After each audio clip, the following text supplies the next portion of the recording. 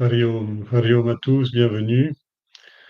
Alors, on poursuit l'histoire de l'éléphant et du crocodile, et qui va se terminer avec la libération de ces animaux. Alors, je vous rappelle ce qui s'était passé la semaine dernière. La première partie était très descriptive, très narrative. Elle parlait d'une île qui s'appelait Trikuta, qui était une grande île illuminée de lumière, etc. Et on disait que on aurait dit une émeraude au milieu de l'océan de lait, avec cette plage. Et puis on est zoomé petit à petit sur les collines de cette île, qui étaient des belles collines sur lesquelles régnait un éléphant géant. Et, et dans ces collines, il y avait de nombreuses fleurs, etc. Et ces collines étaient fréquentées par des génies qu'on appelle les Charanas, des Siddhas, des Gandharvas, des Nagas, etc. Enfin bon, bref, on reviendra sur ces appellations plusieurs fois. Et c'était un petit peu une île touristique pour le paradis. Donc, remplie de fleurs, dont on connaît certaines à La Réunion, beaucoup d'arbres et tout. Et au milieu de ces collines, il y avait un très grand lac. Et près de ce lac, enfin, il y avait un jardin d'abord, qui était le jardin de Varuna, le dieu de l'océan. Et dans ce jardin, il y avait un très grand lac. Et dans ce grand lac, il y avait un crocodile. Et donc, un jour, l'éléphant, après avoir fait délirer dans les forêts avoisinantes et s'être repu de branches, etc., avec sa harde, il rentre dans le lac et il s'attarde dans l'eau. Et ce qui devait arriver arriva, c'est-à-dire le roi des éléphants, le roi des collines, a été attaqué par le roi du lac, le roi des eaux, et le crocodile lui a mordu la patte. Et le combat a duré un millier d'années, au cours duquel, petit à petit, l'éléphant perdait ses forces, mais le crocodile ne voulait pas relâcher son étreinte. Et quand il a senti que ses forces allaient le lâcher, le crocodile a fait vraiment un chant de louange au Seigneur Hari, au Seigneur Narayana, en lui disant Tu es le Seigneur des Seigneurs, tu es l'ancien Purusha, etc. Et il a sorti un discours védantique dont, dont qu'on peut survoler en quelques lignes. Tu es le témoin du fonctionnement des sens et de leurs sens de perception et de leurs différents champs d'implication. Tu es la cause de tout, etc. Et à la fin, il termine son discours de louange en disant, cette vie qui est la mienne, à l'intérieur comme à l'extérieur qui m'entoure, est pleine d'avidya, pleine d'ignorance. Et cette vie ne m'est plus d'aucune utilité. Je n'ai plus envie de vivre, je n'ai plus besoin de vivre parce que je suis sur le déclin, c'est fini pour moi. Et ce que je veux, c'est obtenir moksha, la libération. Mais il dit, pas une libération qui est faite par mes mérites, parce que par le mérite, on acquiert ce qu'on appelle le punyam, et le punyam conduit au paradis.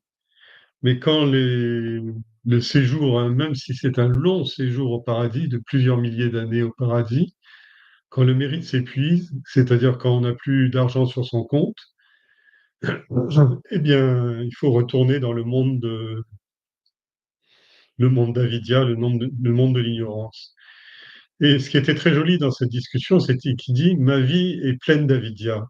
Quand il dit pleine d'avidya, ça veut dire je suis ignorant à l'intérieur, je suis ignorant de ma véritable nature, et ce que je crois est un monde réel autour de moi, j'ignore quelle en est la véritable texture, le véritable sens.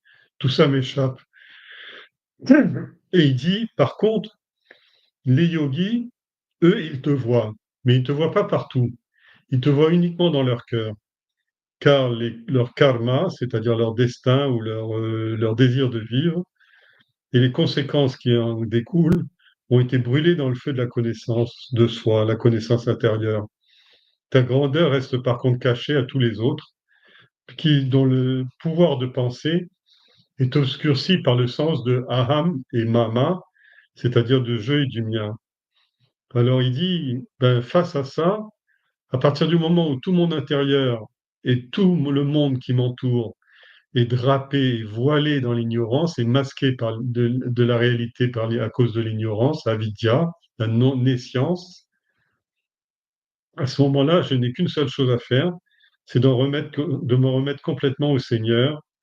Et voilà, je m'abandonne à un pouvoir infini qui me dépasse, à cette vérité qui est lumière et que tu es toi-même cette lumière. Bref, Brahma et les Devas, qui écoutaient les paroles de l'éléphant, comprirent que sa parole s'adressait à Purusha, l'être suprême, et chacun se rendait bien compte qu'en tant qu'animal, il n'était pas digne de prononcer les louanges qu'il utilisait. Mais Narayana fut touché par le sort difficile de cet éléphant, et sous l'aspect de Hari, il apparut devant lui sur le bord du lac. Il était transporté par l'aigle Garuda. Alors j'ai vu que dans les textes, j'ai fait une référence que je n'ai pas mise, je vais la remettre plus tard. Hari, c'est le nom qui est donné tout le temps dans la Bhagavad Gita à Krishna. Chaque fois que Arjuna parle à Krishna, il l'appelle Hari. Hari, ça veut dire le jaune, le doré. C'est le nom du curcuma, la couleur du curcuma. Et en fait, c'est le sauveur de l'humanité, le seigneur des obstacles, l'équivalent de Ganesh dans l'aspect shivaïste. Et donc, ce seigneur-là lui apparaît, son monture, parce que ce seigneur doré, qui est identifié donc à la quintessence du soleil ou de la lumière, et il voyage sur l'aigle, qui est l'oiseau qui vole le plus haut. Et il voyage d'une façon spéciale, c'est-à-dire que il est debout, il est monté debout sur l'aigle et il se présente comme ça, comme une apparition à chaque fois devant ses bhaktas, ses dévots. Alors, il était touché par le sort difficile d'un simple animal comme un éléphant, et sous cet aspect dont je vous parle de Hari, le brillant, l'homme de l'espace, etc., le sauveur de l'espace, il apparut devant lui sur le bord du lac. Il était transporté par l'aigle de Garuda, et dans sa main brillait le chakra, le disque dont le nom est Sudarshana Chakra. Sudarshana, Su veut dire le monde céleste, Darshan, la vision du monde céleste, Chakra, c'est-à-dire ce qui détruit pour permettre la vision du monde céleste. Dès qu'il vit le Seigneur apparaître, l'éléphant cueillit une fleur de lotus dans sa trompe et la brandit en s'écriant Narayana, je vous salue. Narayana fut encore plus pris de compassion pour ce pauvre éléphant et toute sa détresse. Il entra dans le lac et tua le crocodile avec son disque et tira avec douceur l'éléphant hors du lac. La carcasse du crocodile mort avec la gueule grande ouverte était restée accrochée à la patte de l'éléphant. Tous les habitants du ciel avaient formé un cercle autour du Seigneur et de l'éléphant et du crocodile pour observer cette scène avec admiration. L'éléphant, épuisé par un combat qui avait duré tant d'années, se tenait debout et il avait encore la trompe dressée avec sa fleur. Alors, avec un amour infini, le Seigneur a accepté le lotus qui lui était présenté par la trompe de l'éléphant, et l'éléphant était heureux, et on était resté sur cette image de bonheur. Alors aujourd'hui, le récit qu'on va faire, que je vais faire une petite introduction, le récit va faire entrer en scène deux grands rishis. Qu'est-ce que c'est qu'un rishi? Il y a deux significations. La signification originelle du mot rishi, c'est celui qui a vu et composé, qui a conçu et composé les hymnes des Védas. Plus tard, après la période des Upanishads et des Védas, on considère les rishis comme étant des grands yogis ou des sages qui, après une méditation intense, ont réalisé la vérité suprême et la connaissance éternelle. Et ensuite, ils ont composé la vision des hymnes, la vision en hymne. Un rishi est donc à la fois un voyant, un sage, un enseignant, un guide, et il existe de nombreux termes qui sont équivalents à cette deuxième signification. gurus, acharyas, etc., c'est-à-dire les guides de l'humanité. Mais avant même d'être les guides de l'humanité, c'est eux qui ont manifesté la connaissance, c'est-à-dire que globalement, ils représentent l'intervention divine dans le monde de la matière, la présence du divin dans le monde de la matière. Un rishi est donc quelqu'un qui peut voir ce que les autres n'arrivent pas à voir. Il ou elle, parce qu'il y a des femmes, perçoit intuitivement les lois qui gouvernent l'univers, les lois subtiles qui sont cachées à notre vue. Elles sous-tendent le fonctionnement de la vie, de la naissance à la mort et à la renaissance, c'est-à-dire non seulement cette vie, mais aussi cette vie cyclique à travers le temps cosmique. Pas seulement la société humaine, mais aussi la naissance et la mort des autres créatures, et même des planètes et de l'univers tout entier.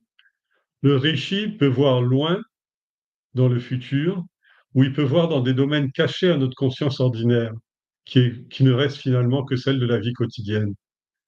En général, il codifie ses textes ses découvertes sous forme d'un texte qui, pour la génération future, ces textes s'appellent des shastras, c'est-à-dire des textes de combat du bien contre le mal, de la connaissance contre l'ignorance. Et ces textes expliquent sa perspicacité, sa sagesse, et sont faits pour être transmis aux générations futures. Il n'y a pas de premier rishi dans l'hindouisme et il n'y en aura jamais. Les rishis vont et viennent au gré du temps et au gré du monde, selon leurs propres lois, leur propre karma, et le monde reçoit ainsi en permanence les nombreux de bienfaits de sa sagesse, de leur sagesse. Alors il faut savoir que, bien qu'étant des hommes de sagesse, et que tout ce qu'ils font concourt à la manifestation de Dharma, parfois la, la perception qu'on en a peut être négative, voire même violente. Et c'est ce qui va se passer dans ces histoires. C'est-à-dire que même la malédiction d'un rishi, d'un homme de sagesse, est en soi une bénédiction. Et c'est exactement ce qu'on va voir.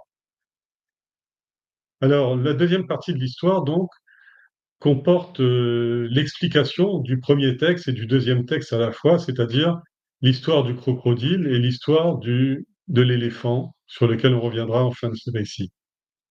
Maintenant, je commence. Tandis que les habitants du ciel observaient cette scène étonnante de Hari avec le crocodile mort et l'éléphant qui est son dévot, un être divin s'échappa de la carcasse du crocodile échoué. C'était un Gandharva, un génie, du nom de Huhu. Il alla tomber aux pieds du Seigneur et le loua avec des beaux chants qui sortaient de son corps de Gandharva. Alors, on l'a très vaguement abordé la semaine dernière, mais en fait, d'abord, il faut savoir ce que sont les Gandharvas. Les Gandharvas, c'est les musiciens du ciel. Mais ce ne sont pas des devas à part entière. C'est-à-dire que globalement, ce sont des hommes ou des êtres qui, à leur mort, n'avaient pas complètement réussi le- leur parcours, n'avaient pas achevé leur parcours, et ils sont donc tombés soit debout, soit dessous à Bhuva. Vous connaissez le Gayatri Mantra, Om Bhur Bhuva Swaha. Eh bien, c'est des êtres qui sont dans le Bhuva. Bhuva, alors Bhu veut dire la terre, Bhuva veut dire les terres, le monde subtil, et Swaha veut dire le ciel, l'absolu. Alors, eux, ils sont dans le monde subtil. Et on dit ce sont les musiciens des dieux, c'est ceux qui chantent et jouent la musique divine. Mais leur point faible, c'est Gandharva, pour ne pas être entrés directement dans le monde des Devas, c'est qu'ils étaient attachés au plaisir sensuel. Et donc, vous verrez à plusieurs reprises que les Gandharvas vont épouser des apsaras, qui sont des danseuses, et ça fait partie de notre catégorie de génie du ciel. Dans le temple d'Angkor Wat, au Cambodge, qui est un temple qui défie l'imagination et même toute la connaissance humaine et même toutes les lois humaines, eh bien, ce temple est dédié à toutes les danses et les scènes qui sont jouées avec tous ces génies subtils qui sont la Terre. C'est-à-dire, c'est un hymne à la subtilité du monde. Alors donc, c'est un Gandharva, un de ces musiciens, du nom de Huhu. Il a tombé au pied du Seigneur avec de beaux chants qui sortaient de son corps de Gandharva. C'est pas son corps de crocodile, parce que le crocodile est un animal qui est muet, ou qui a un vague cri rauque, mais les Gandharvas sont les chanteurs du ciel. Toute l'assemblée a alors découvert la raison pour laquelle ce Gandharva avait pris un corps de crocodile pendant tant d'années et comment il avait pu obtenir la libération directement des mains de Narayana. Voilà ce qui s'est passé. Des années auparavant, il était allé se baigner dans ce lac sur la colline, accompagné de ses femmes. Je vous avais dit que la ville était visitée par des Gandharvas et des Apsaras, donc là, il était accompagné avec les Apsaras et il était allé se baigner.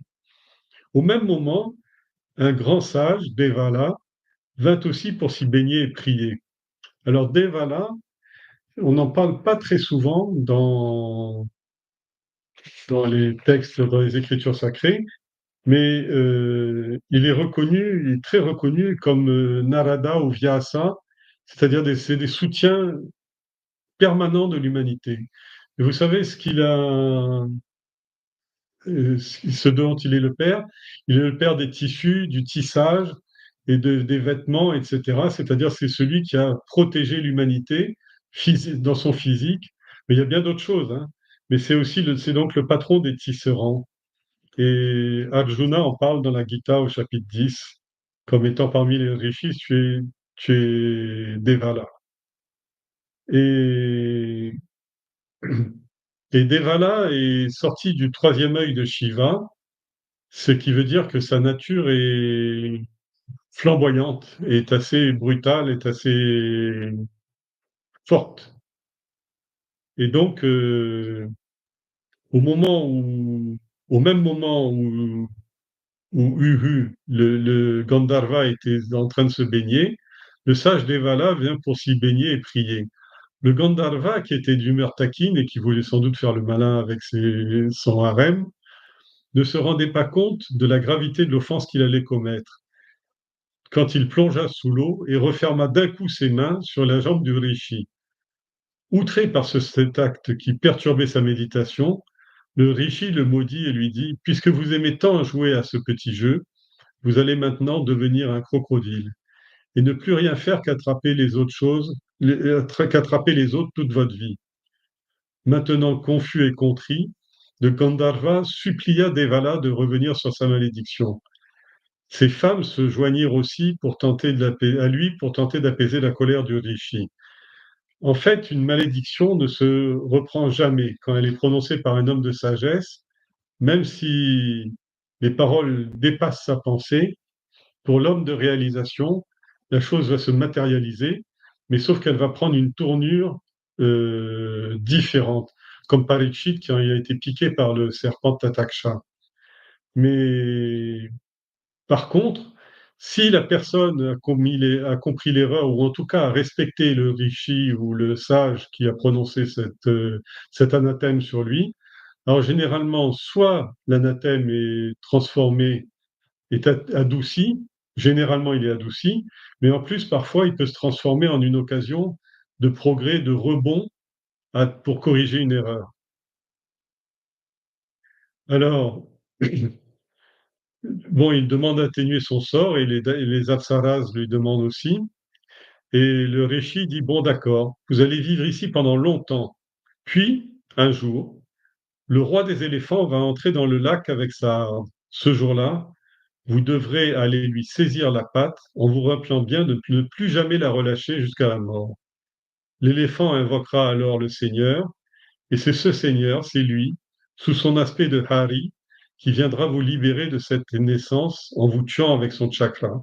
Bon, je vous ai déjà dit que Hari est le sauveur, et Hari apparaît souvent vêtu de soie dorée, etc., sur les champs de bataille. Et c'est pour ça que sur le champ de bataille, la représentation du Seigneur, qui était Krishna, est appelée tout au long de la Gita Hari, parce que c'est celui qui apparaît pour sauver le monde. Le Gandharva fit le Pradakshina, c'est-à-dire le tour dans le sens des aiguilles d'une montre autour du Rishi, et s'en alla en chantant éperdument les louanges du Seigneur. C'est-à-dire que le Gandharva, il a compris qu'il avait fait par une légère erreur, mais il est déjà content parce qu'il sait que la malédiction prononcée par le Rishi va se transformer pour lui en une bénédiction. Mais on s'arrête un moment de ce récit. C'était un récit, vous vous rappelez, entre Shukra et Shuka, pardon, et Parikshit. Et Shuka s'arrêta parce qu'il avait remarqué que Parikshit était perplexe. Et il voyait à son visage qu'il ne comprenait pas. Et avant même que ce dernier ait pu formuler sa question, Shuka s'écria: Je sais ce que vous pensez. Vous êtes surpris de voir qu'un éléphant puisse prononcer des paroles que même les plus grands des yogis n'ont pas été capables de prononcer. Comment est-ce possible qu'un simple animal comme lui sache la vérité sur le Purusha? Eh bien, je vais vous expliquer pourquoi. Autrefois, dans un pays méridional, le pays méridional de Pandya, était, ce pays était gouverné par un roi juste qui avait pour nom Indradyumna. Indradyumna était intensément dévoué à Narayana. À une période de sa vie, il s'était rendu sur les pentes du mont Malaya, au Kerala, pour y pratiquer l'adoration du Seigneur par le silence. Alors, cette adoration du Seigneur par le silence, jusqu'à aujourd'hui, moi j'ai connu pas mal de gens qui faisaient un vœu de silence une journée par semaine. Maunam, on appelle ça en sanskrit, le vœu de Maunam. Et donc, ce vœu de Maunam est une technique de méditation ou une technique de concentration qui est, quand elle est poussée à l'extrême, la personne qui a complètement maîtrisé cette technique, qu'on appelle le silence de l'esprit, on l'appelle un Muni, parce que c'est le Muni. Donc là, ce que l'on dit, c'était que Indra Yumna était déjà un Muni, c'est-à-dire quelqu'un qui avait contrôlé son mental par le silence. Quotidiennement, après un bain dans la rivière, il réfrénait toute dérive de ses pensées en contrôlant son esprit par la respiration. Vous voyez, c'est vraiment les techniques méditatives. Commencer par contrôler les physiques par la respiration et ensuite contrôler la respiration par l'observation et le contrôle de la respiration. Il méditait alors sur une forme du Seigneur et priait tout en observant un vœu de silence. Un jour, quand on dit le vœu de silence, c'est un silence qui est à la fois physique et mental, c'est-à-dire non seulement ne pas parler, mais ne pas être là avec la bouche fermée, mais en disant oh, vivement que j'ai mon café, tout ça se termine, etc. C'est-à-dire il faut être tout le temps en observation de l'esprit pour que l'esprit ne dérive pas, parce que l'esprit est un flux, le mental est un flux. On appelle ça des manovritti, des vagues mentales. Et c'est-à-dire que le Maunam, cette technique du silence, est une technique par laquelle on freine et on amortit tous les démarrages de vagues mentales, c'est-à-dire que chaque fois qu'une vague mentale se présente, on l'observe avec impartialité et en s'en détachant complètement. Et dès qu'on prend cette position d'observateur, la vague mentale se dissout par elle-même et n'existe plus. Alors donc, un jour, il méditait sous la forme du Seigneur et priait tout en observant un vœu de silence. Ce jour-là, le sage Agastya Muni, qui vivait dans cette même montagne du sud de l'Inde, est arrivé par hasard à l'endroit où se trouvait le roi pénitent. Alors Agastya veut dire celui qui déplace les montagnes, celui qui bouge les montagnes.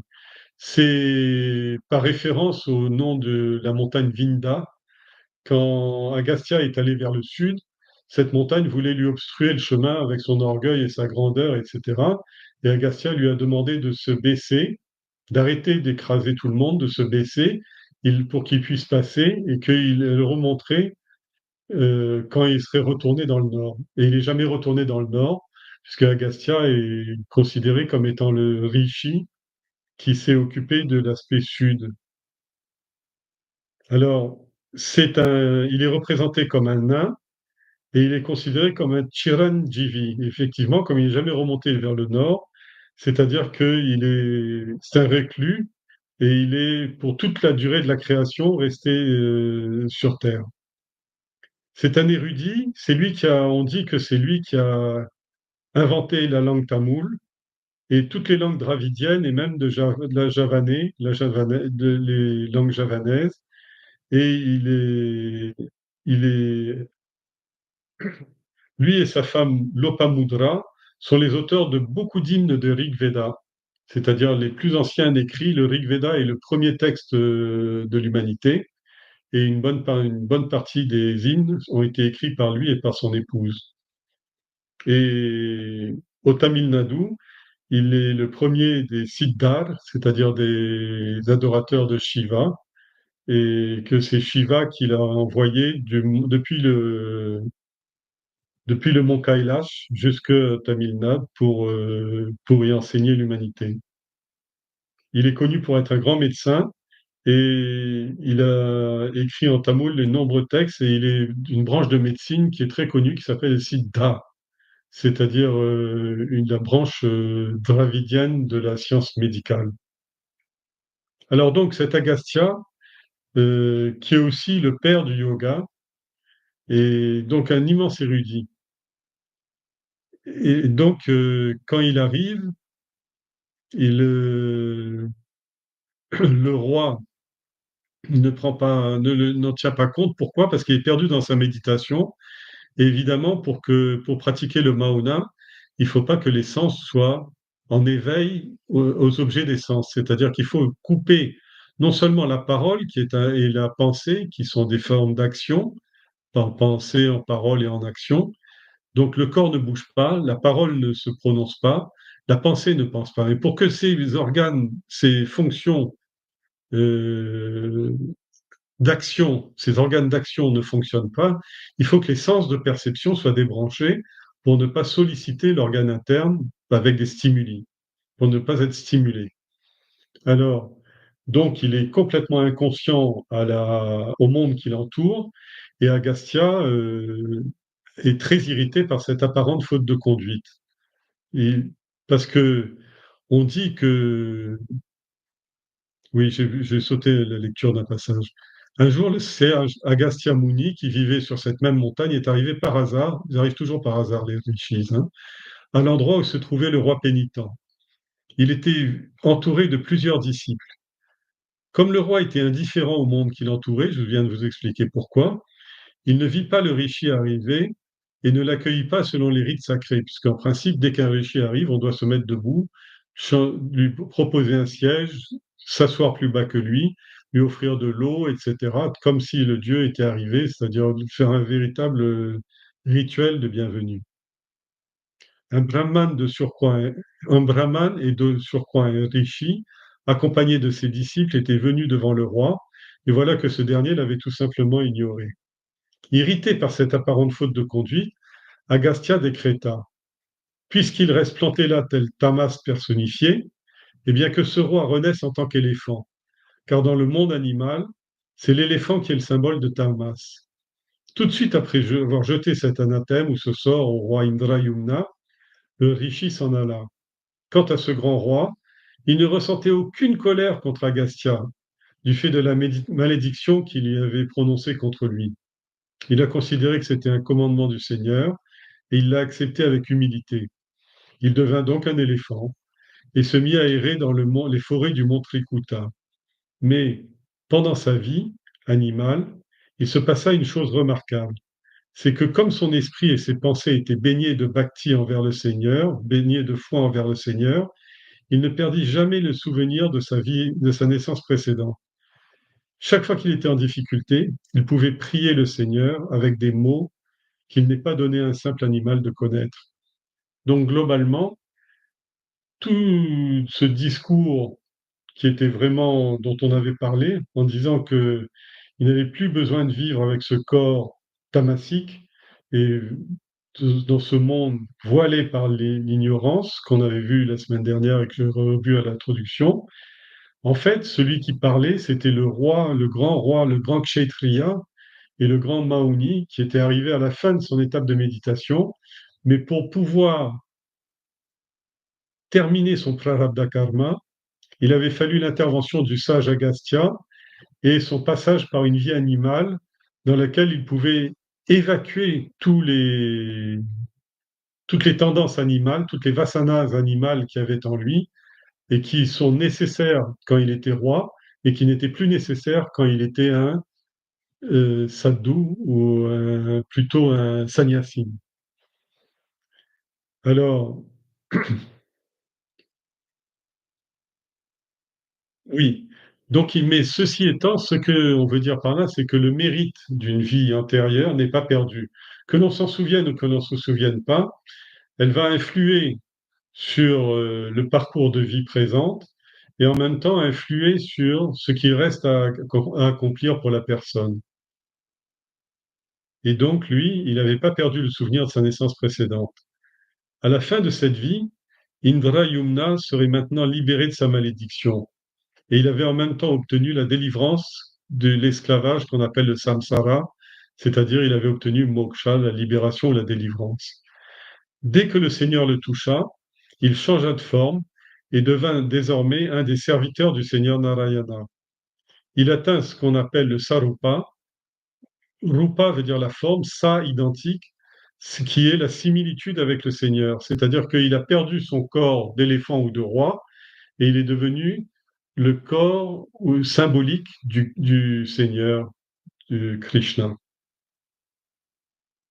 Narayana l'a placé à ses côtés sur le dos de Garuda et il disparut très vite du monde des hommes. En effet, Garuda s'était élancé droit vers le ciel et fut vite hors de portée pour le regard de tous ceux qui se trouvaient dans le jardin du Rituman, au bord du lac qui se trouve sur la montagne Trikuta. Donc la scène se referme avec un zoom arrière sur l'île de Trikuta et son beau lac et ses collines. Mais je voudrais juste terminer en disant que il y avait une différence entre les deux. C'est-à-dire que dans le cas de Uhu, le Gandharva, il retourne à sa vie de Gandharva. C'est-à-dire il retourne à sa vie de Gandharva, il est passé par cette étape où il s'est débarrassé d'imperfections intérieures qui lui étaient propres, celle de la légèreté, du manque de réflexion, etc. Mais par contre, il poursuit son chemin, il poursuit son prarabdha karma de Gandharva. Mais dans le cas de Indra Yumna ou de l'éléphant, si vous voulez, c'est vraiment moksha qui est atteint parce que le mérite qu'il avait était suffisant et il n'avait plus envie de vivre. Il n'avait plus envie de vivre dans l'ignorance, dans le cycle des naissances et des morts. Voilà donc cette très belle histoire. Elle est courte, elles sont courtes, même si elle a été coupée en deux. Mais euh, comment dire? Il y a deux choses qu'il faut retenir. Vous pouvez relire le texte en vous attardant sur les plantes telles qu'elles étaient des milliers d'années avant Jésus-Christ, ces plantes de début de la création, etc., dont certains spécimens sont encore arrivés jusqu'à nous. Vous pouvez voir la beauté de cette géographie, mais surtout ce qui est important, c'est de comprendre que, en fait, la véritable évolution de l'homme, c'est pas de pauvre de devenir riche ou de mauvaise santé passer à la bonne santé, etc. Mais c'est de mendiant du bonheur dans le monde passer au statut de roi du ciel qui lui permet de combler son désir, combler le désir de bonheur qu'il porte en lui. Alors, ça a été relativement court. S'il y a des questions, ben, je veux bien que vous les posiez. Sinon, je peux vous faire une petite introduction avec quelques minutes, le temps que j'ouvre le texte, quelques minutes sur l'histoire de la prochaine fois. Alors, la suite, c'est une histoire qui est grandissime, absolument, comment dire ça, extraordinaire. et qui est commune à toute l'Asie du Sud-Est, c'est-à-dire le barattage de l'océan de lait. Mais on va pas faire là aujourd'hui commencer cette histoire en entier, cette histoire directement. On va plutôt mettre une introduction qui est un préambule, qui n'est pas, qui n'est pas dans le texte original que je vous commente chaque semaine, mais qui est d'un autre Purana, qui est le Vishnu Purana, et où on raconte cette histoire suivante. Alors, Indra, le roi de Swarga, je vous ai parlé, sous le, le paradis, montait sur son éléphant divin lorsqu'il rencontra un sage Durvasa. Durvasa, c'est encore un autre rishi, et enfin, je ne vais pas vous le commenter là, mais c'est encore un autre rishi. Ce dernier lui offrit une guirlande spéciale que lui avait donnée une nymphe Apsara. Alors, nymphe Apsara, vous avez compris, c'est les femmes des Gandharvas qui dansent pour les dieux. Le dieu Indra reçut la guirlande et la plaça sur la trompe d'Airavata, son monture, l'éléphant blanc, pour montrer son humilité devant le sage. Pour montrer qu'il était humble, c'est-à-dire il a fait un peu l'intéressant, il a donné la guirlande à tenir à son éléphant. Les fleurs avaient un fort parfum qui avait attiré quelques abeilles. Agacé par les abeilles, l'éléphant jeta la guirlande par terre. Cela mit le sage en colère, car la guirlande était la demeure de Shri, la fortune, et elle devait donc être traitée comme un prasada, c'est-à-dire une offrande religieuse. La déesse Lakshmi, qui est l'autre nom de Shri, la fortune, disparut aussitôt dans les océans. Durvasa maudit Indra et tous les devas en les privant de toute force, de toute énergie et de toute fortune. Dans les batailles qui suivirent cet incident, les devas furent vaincus, les anges donc ou les dieux furent vaincus par les asuras, les génies, qui étaient menés par Bali. Et ils prirent très vite le contrôle des trois mondes, Bhur, Bhuva, Swara. Les devas demandèrent alors conseil à Vishnu, qui leur conseilla de traiter avec les asuras de manière diplomatique. Les devas ont alors conclu un pacte avec les asuras pour barater ensemble l'océan et pour en obtenir le nectar d'immortalité et le partager entre eux. Cependant, dès le début, Vishnu avait assuré aux devas qu'il ferait en sorte qu'ils obtiennent tout seuls le nectar. Globalement, ce que je peux vous dire donc de ce contexte, c'est que c'est un contexte à peu près de la même sorte, c'est-à-dire c'est les discussions entre les divers mondes et notamment le monde céleste, le monde subtil, pardon. Et cette histoire-là, tout à l'heure, je vous ai parlé du temple d'Angkor Wat. Eh bien, ce barattage de l'océan de lait, c'est le thème du temple d'Angkor Wat. On dit que dans le temple d'Angkor Wat, on a estimé, parce qu'on n'a jamais pu les calculer, mais il y a environ 3 millions de sculptures qui ont été faites. Imaginez ce que peut représenter 3 millions de sculptures sur une vie humaine. Combien de personnes faudrait mettre au travail et pour combien de temps, puisque c'est un seul roi qui l'a fait, on dit, en l'espace de 100 ans, moins de 100 ans. Et donc, le thème tourne autour du barattage de l'océan Indlé. Ceux qui ont été à l'aéroport de Bangkok savent que une statue de ce barattage de l'océan Indlé été également montée dans le hall de l'aérogare et des millions de touristes passent devant, le photographient, lisent, lisent le texte qui s'y rapporte, etc. C'est une merveille de sculpture. Voilà, donc c'est ce qu'on va faire la prochaine fois. Globalement, ce que je peux vous rappeler, c'est que la différence entre les asuras et les devas, c'est-à-dire que la lutte pour l'océan de lait, pour barater l'océan de lait, se fait entre les devas et les asuras sous forme d'une coopération. N'oubliez pas que deva et asura deva veut dire divin, daivyam, ce qui voit Dieu, Asura veut dire privé de lumière, ceux qui sont privés de lumière, mais tous sont des créatures de Dieu.